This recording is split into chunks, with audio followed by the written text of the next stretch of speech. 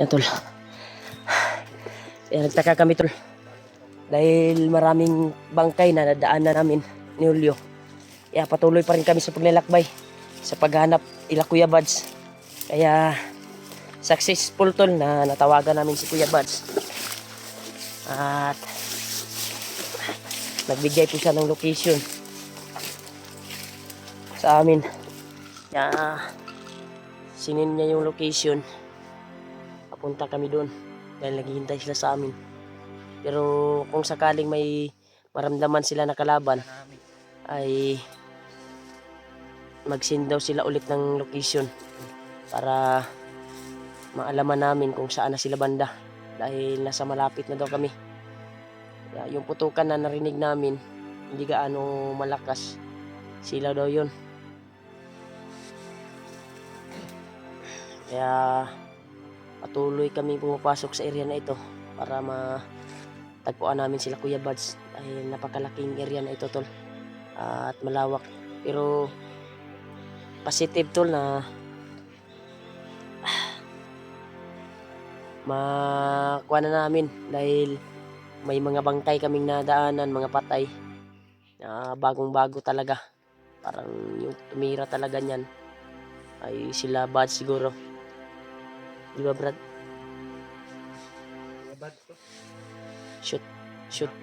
Shoot putter na si Kwan eh, Buds. Shot shooter ba? Ulo maigo bay. Atong na agian dito nga Kwan ba? Kaya patuloy pa rin kami tol. Kaya pagdarasal niyo po kami sa aming paglalakbay. Sa aming misyon na mahanap namin si Kuya Buds dahil nandun yung gusto namin tulungan si Commander eh. Kaya dala-dala ko yung gamot dito para sa kanyang hypnotize. Patuloy pa rin ni Kuya Buds binibinsi kaya nasa maayos na sa pag-iisip si Kwan, pero hindi pa gaano kailangan ipaluwa ang Kwan ba yung pinakain ni Commander Bagnot. Yun yung nagdala sa kanya ng kasamaan, di ba? Kaya may kapayad to brado. Gamay pa kay Brad. Ayas. Maliit pa. Sobrang init na panahon at kagabi ay umulan na naman. Pero patuloy pa rin kami sa aming misyon. Hanapin namin si Commander eh. At lang si Buds. Lang na yung mga kasama namin na sila Dib. At pidot sana matagpuan namin. Dahil gaya na sinabi ko ay nagtaka ako kung sino bumatay sa nakita lang yung mga bangkay. Pero ang kutob ko na si Kuya Buds siguro yun. Parang nakabuntot lang tayo kay Kuya Buds ngayon. Parang nauna lang sila ba. Pero nagbigay sila ng location tol. Kaya papunta kami sa direction. Kasi sabi niya ay pa-north daw. Kaya ito yung kuha namin. Pa-north kami.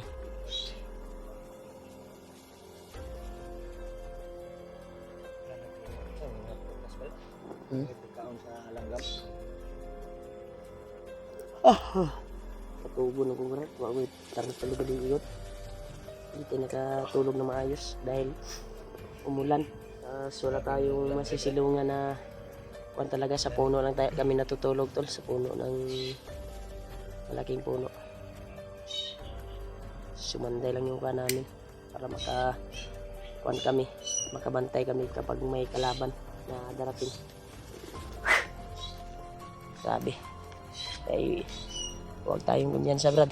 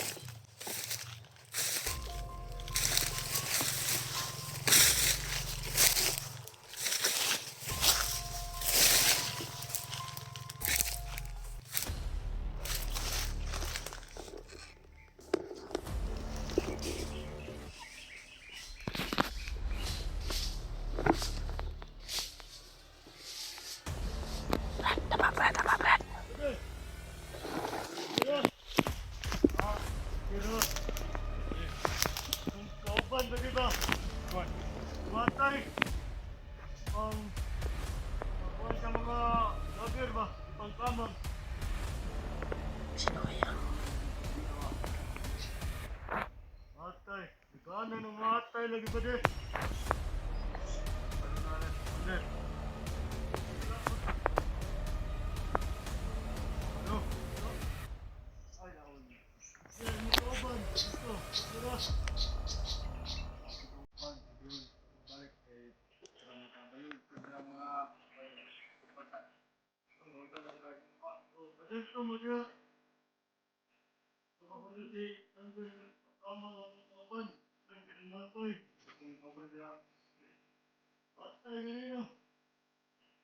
yang kesamaan itu.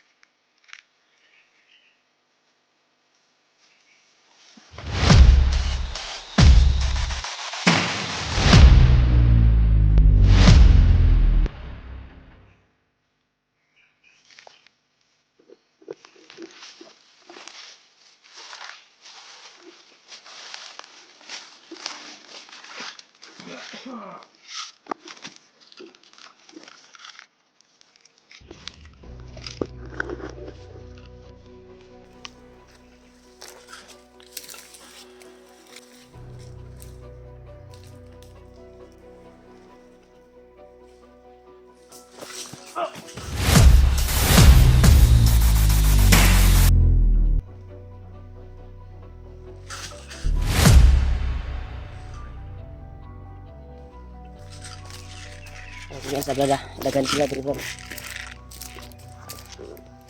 Ha?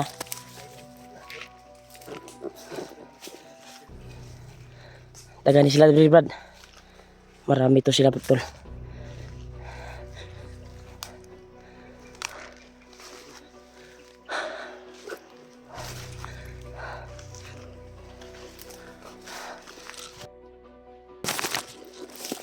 Biasa bro.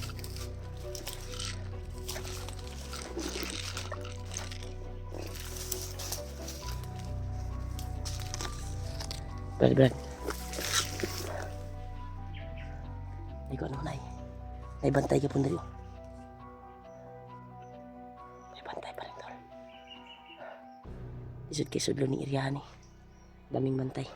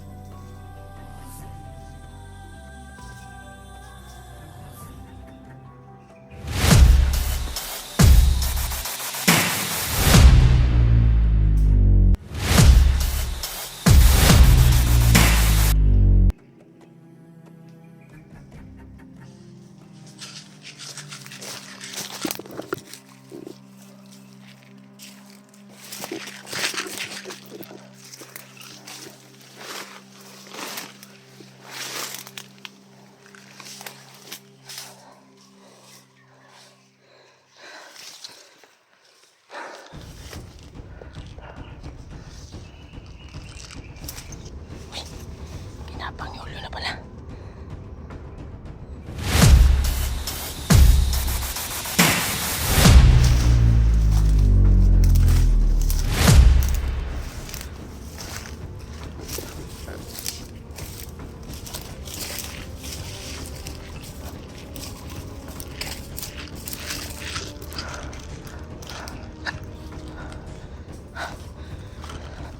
Brad, diri kita Brad. Cek diri Brad. Kaya kuminaw dyan Brad. Murag na commander nila, kidagan kay sila. Murag na ilang commander diri. Kidagan magharang. Ha? Ito na po, tapos sa unahan. Tani area Brad. Dito sa akong ipatan din na napoy patay bay. Na nagyoy nakauna diri sa tuwa.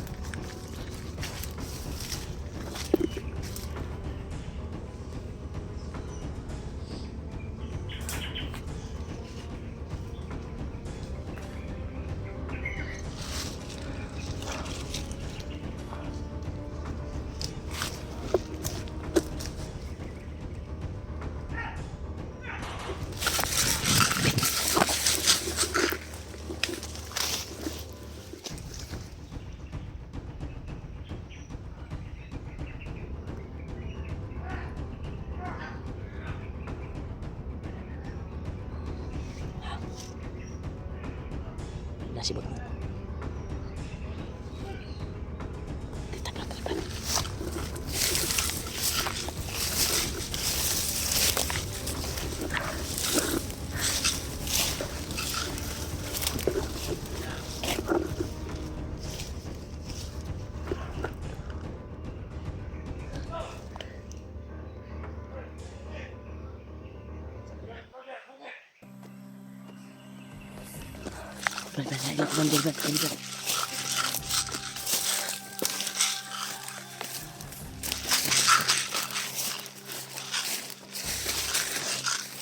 Konten Los Dalos. Marami sila.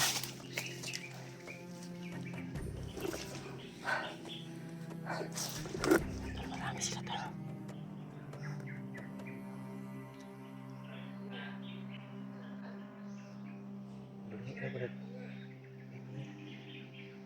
Dagan yan po, dagan magbungi no. Ito po dito namatay dito, bungi po to. Giukab na ko ang kuan ba? Giukab na ko ang kuan. Ang naw. Bungi man. May mga kapansanan pero pumasok sa pagkabandido. Nabungi siguro na sa sigigira.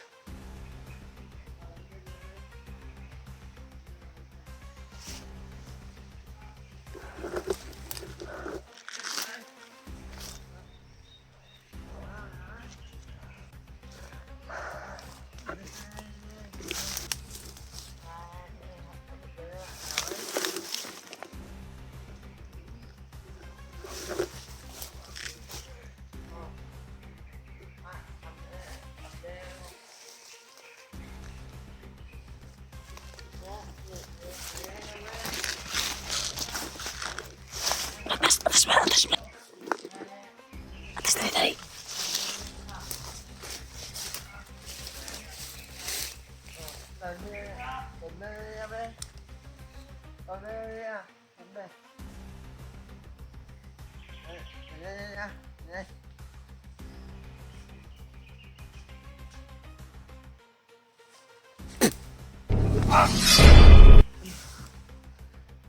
Yan, oras yun.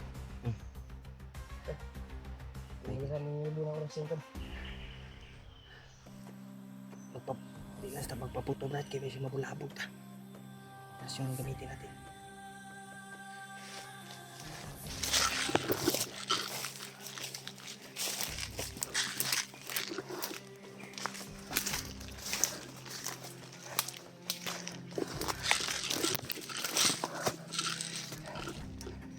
Magawa si Mayo.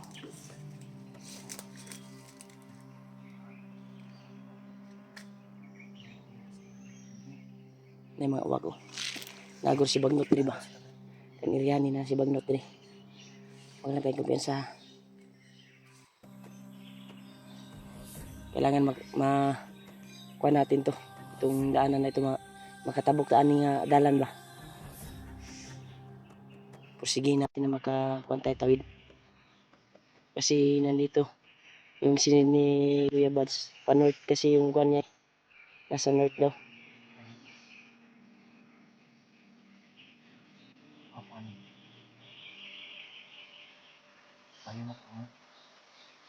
Mauna. Yung taga-igaran. Sige natin na makatawid tayo dito. Kita patay ba? Kita patay ba?